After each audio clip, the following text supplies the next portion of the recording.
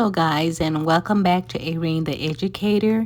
Before we get to the disclaimer and the story, I would like to introduce the story of a young 26-year-old single mom and her new 51-year-old boyfriend were brutally killed by her older 55-year-old felon ex-lover. Now the disclaimer and then the story. Guys, remember to like, share, and subscribe. The most disrespected person in America is the black woman. The most unprotected person in America is the black woman. The most neglected person in America is the black woman. Family and friends of Tamara Washington were left shattered as they returned tonight to where she and her boyfriend were killed.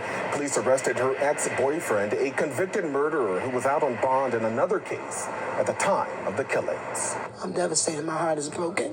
Under the tears and heartache is anger. He will not get away with murder again for the second time.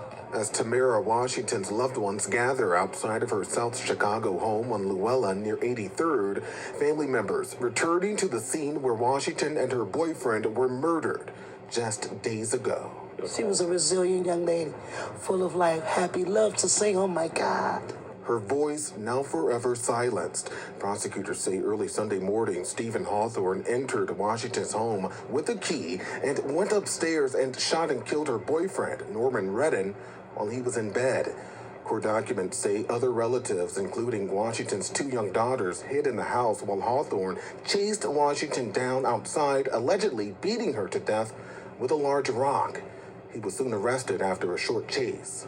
I got a little piece, just a little bit. At the time of the murders, Hawthorne was out on bond in a pending unlawful use of a weapon by a felon case that stemmed from a traffic stop in January. Back in 1983, Hawthorne was convicted of murder when he was a teenager. State prison officials say he was released in 2017. And them people let him out to kill my niece.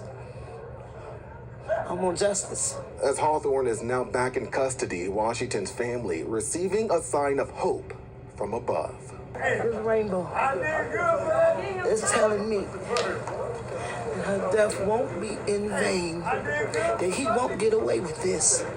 We reached out to the Cook County State's Attorney's Office, but were told they do not comment on pending litigation. Prosecutors say Hawthorne was wearing a GPS monitoring bracelet, which showed him near Washington's home at the time of the murders. Tonight he's being held on no bond. He's due back in court next month.